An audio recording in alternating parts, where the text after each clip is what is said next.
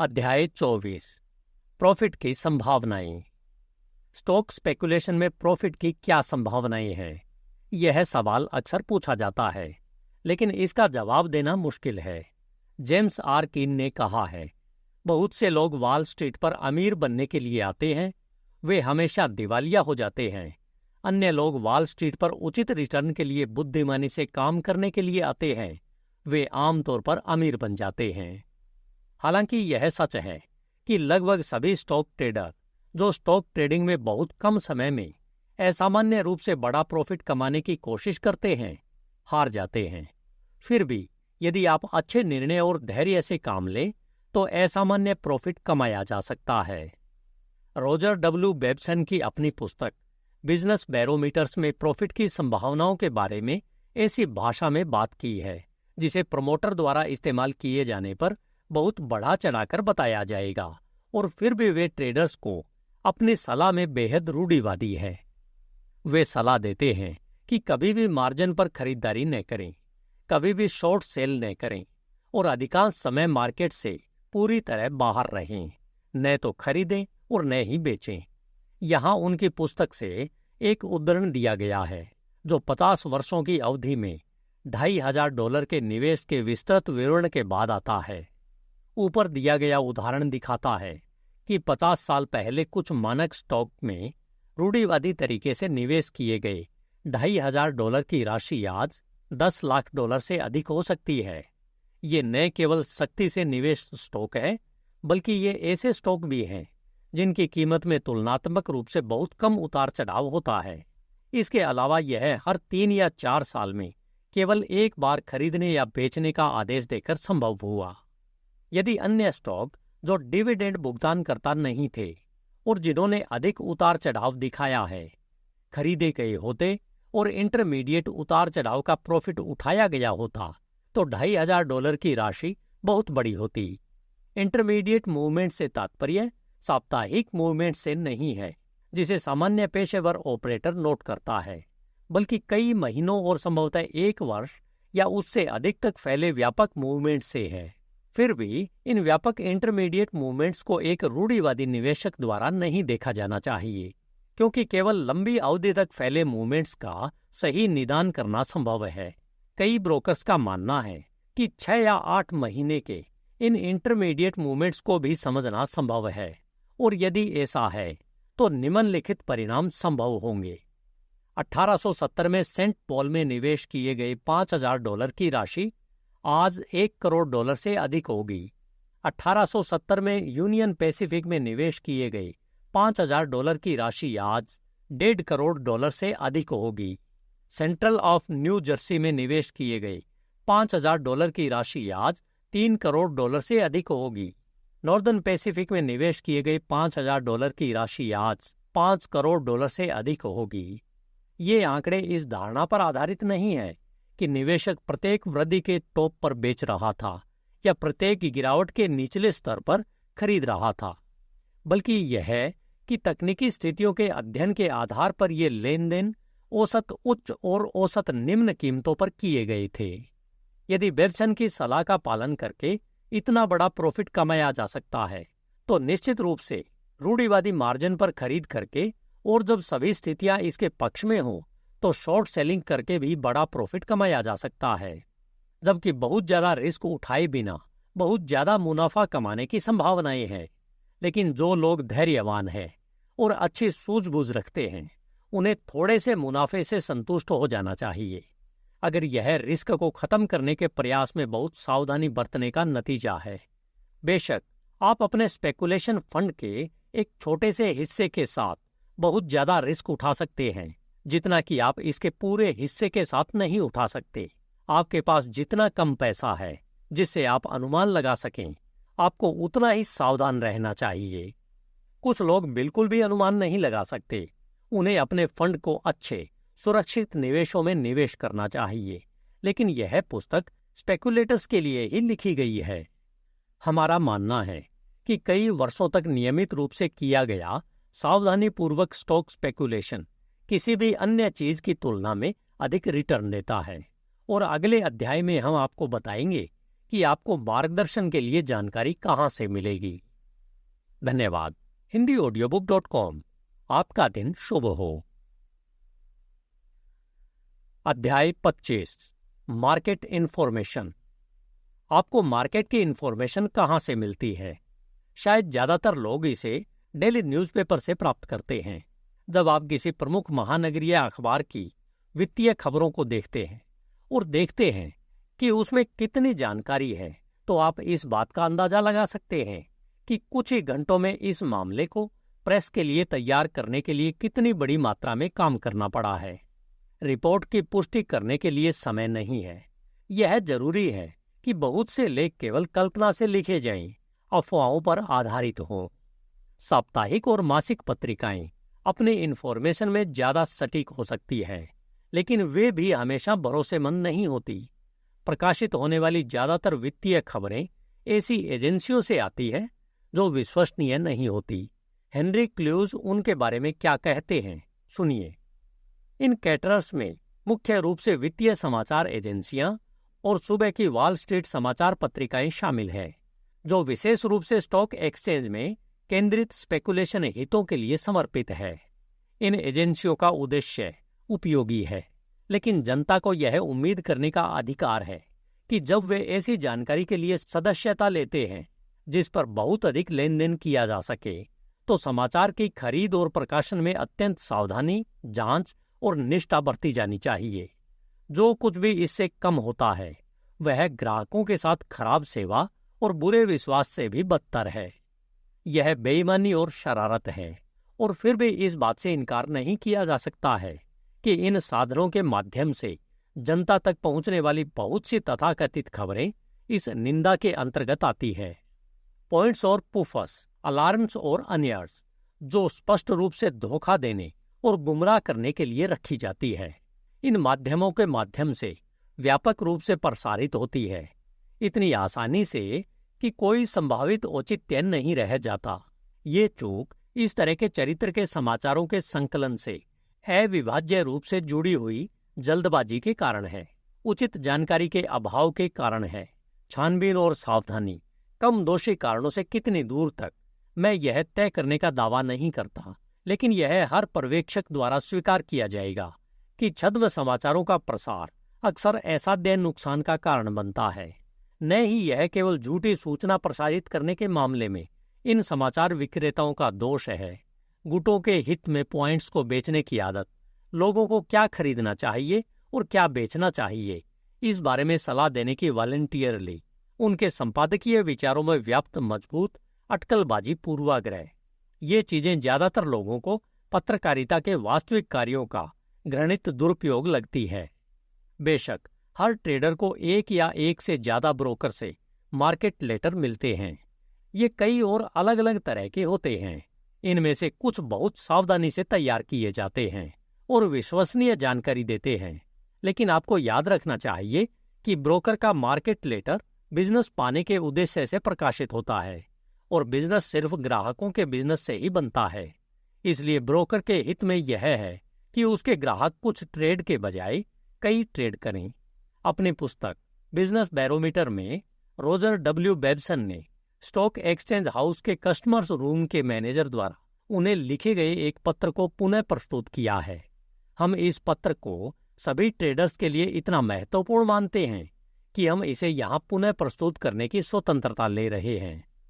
हर तरफ से wall street में बनी किस्मत के बारे में सुनकर मैंने कॉलेज के स्नातक होने के बाद खुद को फाइनेंस के लिए समर्पित करने का फैसला किया। इस उद्देश्य को ध्यान में रखते हुए मैंने एक प्रथम श्रेणी के न्यूयॉर्क स्टॉक एक्सचेंज हाउस में पद प्राप्त किया। अंततः फर्म के लिए हैंडशेकर बन गया, यानी ग्राहकों के कमरे का एक प्रबंधक। इसलिए मुझे स्टॉक बिजनेस का आकार जानने का एक असाधारण अवसर मिला। प्रबंधक का मुख्य कर्तव्य ऑफिस में आने वाले ग्राहकों से मिलना, उन्हें बताना कि मार्केट कैसे काम कर रहा है, लेकिन असली कर्तव्य होम के लिए बिजनेस प्राप्त करना है। एक बार एक बहुत ही अजीब आदमी ऑफिस में आया। वह लगभग 45 वर्ष का था। एक फीका cut away coat, high water trouser और east side low crown derby hat पहने हुए था।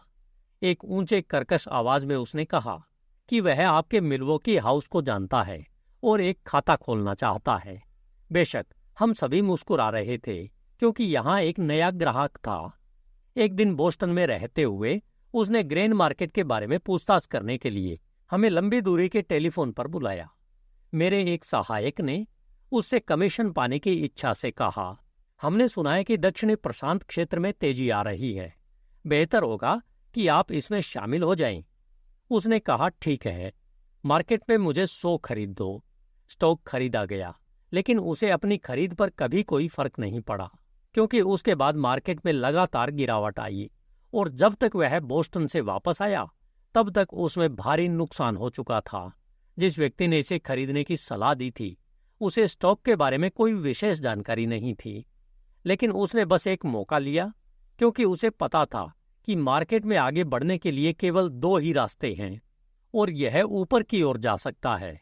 ऐसी स्थिति में होम के लिए $25 का कमीशन कमाने के अलावा उसे अपने अच्छे निर्णय के लिए पीठ थपथपाई जाएगी। अगर मार्केट नीचे चला जाता, जैसा कि हुआ, तो भी वह $25 कमा सकता था। मैं यह कहने का साहस करता हूं कि न्यूयॉर्क स्टॉक एक्सचेंज 99% अटकलें तथा तथाकथित टिप्स पर आधारित है।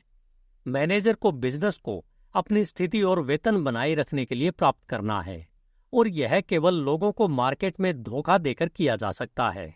इसलिए वह पेशेवर टिप्सटर की डोप शीट और अपनी भावनाओं का प्रॉफिट उठाता है और बकबक करने वाले लैम्ब को सकारात्मक जानकारी देता है कि स्टैंडर्ड ऑयल सेंट पॉल को आगे बढ़ा रहा है या कि कुछ प्रभावशाली बैंकर यूनियन पैसिफिक को धमका रहे हैं।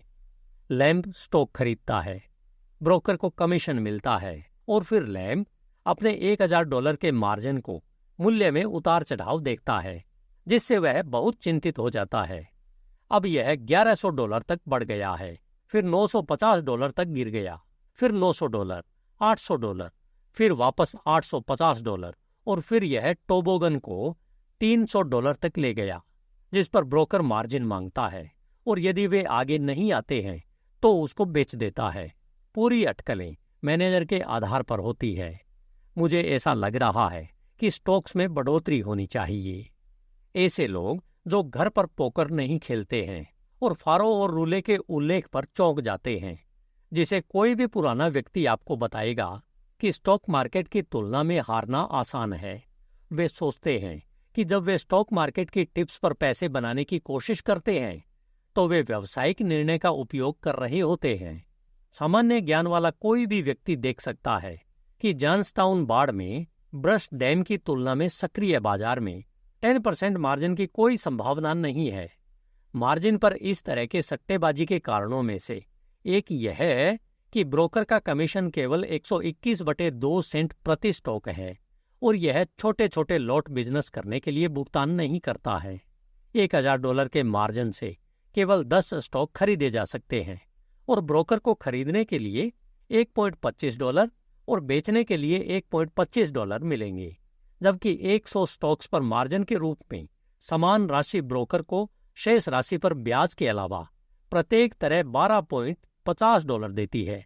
शुद्ध परिणाम यह है कि किसी भी दी गई राशि के 10% मार्जिन पर एक स्पेकुलेटर अपने प्रॉफिट को 10 से गुणा करता है और अपने नुकसान को उन पर 10 से गुणा करता है। ऐसा तब होगा जब वह स्टॉक को सीधे खरीदकर घर ले जाएगा। उसके पक्ष का ब्रोकर अपने कमीशन को निवेश बिजनेस करने पर मिलने वाले कमीशन से 10 गुना बढ़ा देता है। उपरोक्त पत्र से आपको औसत ब्रोकर के ऑफिस के एक कर्मचारी के रवैये का अंदाजा हो जाता है। अगर उसका रवैया अलग होता तो उसे अपने नियोक्ता के प्रति वफादार नहीं माना जाता। जब इस तरह का रवैया ब्रोकर के मार्केट पत्रों को प्रभावित करता है तो वे अविश्वसनीय नहीं होते। आप पूछ सकते हैं कि क्या मार्केट के बारे में कोई विश्वसनीय जानकारी है? हाँ है। कई बड़ी संस्थाएं हैं जो फंडामेंटल स्टैटिस्टिक और विभिन्न कंपनियों के स्टैटिस्टिक का अध्ययन करती है और इस ज्ञान के आधार पर अपने ग्राहकों को जानकारी देती है। हमारा मानना है कि यह एकमात्र ऐसी जानकारी है जो एक ट्रेडर के लिए बहुत मूल्यवान है। स्टैटिस्टिकल जानकारी को छोड़कर बेचे गए स्टॉक्स की संख्या और जिस कीमत पर वे बेचे गए हैं, जो उसे अपने दैनिक या साप्ताहिक पत्रों से मिलती है। इस तरह के प्रमुख संगठन इस प्रकार हैं: standard statistic company Inc, Babson statistical organization, the Brookmire economic service, Harvard economic service, Poor's investment service, Moody's investment service, Richard D Wyckoff analytical staff. ऊपर बताए गए संगठन इस तरह के मुख्य संगठन हैं। उनकी सेवा की सदस्यता की कीमत $85 से $1000 प्रति वर्ष है। इनके अलावा हमारे अलावा कुछ अन्य संगठन और व्यक्ति भी हैं जो कुछ हद तक इसी तरह की सेवा दे रहे हैं, लेकिन हम किसी ऐसे संगठन के बारे में नहीं जानते जो हमारी तरह कम कीमत पर ऐसी सेवा देता है। आपको उपरोक्त संगठनों द्वारा दी गई सेवा को उन संगठनों और व्यक्तियों द्वारा दी गई सेवा से भ्रमित नहीं होना चाहिए जो आपको यह बताने का प्रयास करते हैं कि मार्केट दिन प्रतिदिन क्या करने जा रहा है। दूसरे शब्दों में, वे मार्केट पर टिप्स देते हैं। ऐसे कई लोग हैं जो इस तरह के दैनिक मार्केट पत्र जारी करते हैं और अपनी सेवा के लिए $10 से $25 प्रति माह चार्ज करते हैं। लेकिन यह एक ऐसी सेवा है जिसकी हम बिल्कुल भी अनुशंसा नहीं करते हैं, क्योंकि हमारा मानना है कि यदि आप उस तरह की सलाह का पालन करते हैं तो आप बहुत बड़ा रिस्क उठा रहे होंगे। आप कभी कभी बहुत बड़ा प्रॉफिट कमा सकते हैं, लेकिन आपको अक्सर नुकसान भी होगा, और जब नुकसान होगा तो वह पिछले सभी लाभों से अधिक हो सकता है। हम चाहते हैं कि आप समझें कि इस तरह की सलाह हमारी अनुशंसा से पूरी तरह अलग है। धन्यवाद। HindiAudiobook.com। आपका दिन शुभ हो। अध्याय 26। सफल स्पेकुलेशन। स्टॉक स्पेकुलेशन में सफलता बहुत ही सरल बातों पर निर्भर करती है। अगर आपको पता है कि क्या खरीदना है, कब खरीदना है और कब बेचना है, और आप उस जानकारी के अनुसार काम करेंगे, तो आपकी सफलता सुनिश्चित है। आपको लग सकता है कि ये बातें जानना असंभव है, लेकिन यह उतना मुश्किल नहीं है जितना माना जाता है। बहुत से लोग गलत समय पर स्टॉक खरीदते हैं, और जो लोग सही समय पर स्टॉक खरीदते हैं उनमें से ज्यादातर गलत स्टॉक खरीदते हैं। अभी अप्रैल 1922 की शुरुआत में स्टॉक मार्केट में खरीदारी का समय है, और यह संभव है कि यह खरीदारी का समय कुछ रुकावटों के साथ अगले 1 या 2 साल या उससे भी ज्यादा समय तक जारी रहे। हालांकि आपको यह बताना ज्यादा मुश्किल है कि कौन से स्टॉक खरीदने चाहिए। सबसे पहले हम आपको उन स्टॉक्स को खरीदने से मना करते हैं जिन्हें मैनिपुलेशन करके ऊंची कीमतों पर रखा जाता है। बेशक अगर आप उन स्टॉक्स में से किसी एक में सही तरीके से निवेश करते हैं और सही तरीके से बाहर निकल जाते हैं तो आपका मुनाफा बहुत ज्यादा होगा, लेकिन आप बहुत ज्यादा रिस्क उठाते हैं। और जो लोग इस तरह से 1 या 2 बार जीतते हैं, वे जल्द ही या फिर बाद में फिर से वही करने की कोशिश में सब कुछ खो देते हैं। अगर आप मोंटे कार्लो में जुआ खेलते हैं तो आपके मौके ज्यादा बेहतर नहीं होते। मैनिपुलेट किए गए स्टॉक्स को खरीदने के मौके हमेशा बाहरी व्यक्ति के खिलाफ होते हैं। इन बहुत सक्रिय अनुमानित स्टॉक के बारे में हमेशा इतना प्रचार होता है कि जनता उनकी ओर आकर्षित होती है। अखबारों और ब्रोकर्स के मार्केट पत्रों में उन्हें बहुत ज्यादा जगह दी जाती है। ऐसे स्टॉक बहुत ज्यादा कीमत पर बिकते हैं, और जब ब्रेक आता है तो इससे कई लोगों को भारी नुकसान होता है। दूसरी ओर रूढ़िवादी मार्ग का अनुसरण करके आपके पास वास्तव में न्यूनतम रिस्क के साथ बड़ा प्रॉफिट कमाने का मौका है। हम आगे 16 स्टॉक दे रहे हैं जिन्हें हमने 14 फरवरी 1922 के अपने सलाहकार पत्र में अनुशंसित किया था। उनके उस समय के अनुमानित मूल्य और 31 मार्च को अनुमानित मूल्य के साथ इन कीमतों पर पहुंचने में हमने 13 फरवरी और 31 मार्च को समापन मूल्य लिया और अंशों को छोड़ दिया। हमने उस कीमत को केवल 16 स्टॉक की सिफारिश की, और आप देखेंगे कि उनमें से प्रत्येक ने पर्याप्त प्रॉफिट कमाया है। इस शीट का लिंक डिस्क्रिप्शन में दिया गया है। आप उस पर क्लिक करके इस शीट को देख सकते हैं। मान लीजिए कि आपने 14 फरवरी को इनमें से प्रत्येक स्टॉक के 10 स्टॉक खरीदे। इनकी कीमत आपको 10,050 पड़ती है। हमने पहले 10 पर 30% मार्जिन की सिफारिश की, जिनमें से सभी डिविडेंड्स भुगतान करता थे, और अंतिम 6 पर 50% मार्जिन, क्योंकि वे अधिक अनुमान थे और मार्केट में प्रतिक्रिया से अधिक प्रभावित होते। उस मार्जिन के आधार पर प्रत्येक के 10 स्टॉक खरीदने के लिए $3500 से थोड़ा कम की आवश्यकता होती। लेकिन मान लीजिए कि आपने $3500 लगाए। $6550 की शेष राशि पर खरीद और बिक्री कमीशन और ब्याज को ध्यान में रखते हुए, लेकिन आपको भुगतान किए गए डिविडेंड के साथ क्रेडिट करने के बाद आपका प्रॉफिट लगभग 32% या प्रति वर्ष लगभग 250% की दर से होगा। बेशक हम यह दावा नहीं करते कि हमारे द्वारा सुझाए गए रूढ़िवादी मार्ग का पालन करके आप हमेशा इतना बड़ा प्रॉफिट कमाएंगे। हालांकि आप मार्केट में अक्सर मिलने वाले कुछ अवसरों का प्रॉफिट उठाकर भी उतना ही अच्छा प्रॉफिट कमा सकते हैं, लेकिन आप जो खरीदते हैं उसमें हमेशा विवेकपूर्ण विवेक होना आवश्यक है। हालांकि मान लीजिए कि आपने उपरोक्त राशि का 5वां हिस्सा या 50% वार्षिक प्रॉफिट कमाया, जो कि स्टॉक स्पेकुलेशन में आमतौर पर उठाए जाने वाले जोखिमों को उठाए बिना आसानी से संभव है। यदि आपने $1000 का निवेश किया और प्रति वर्ष 50% प्रॉफिट कमाया, तो आपने प्रॉफिट को 20 वर्षों तक हर साल उसी दर पर पुनर्निवेशित करें तो आपके पास $3 मिलियन से अधिक होंगे।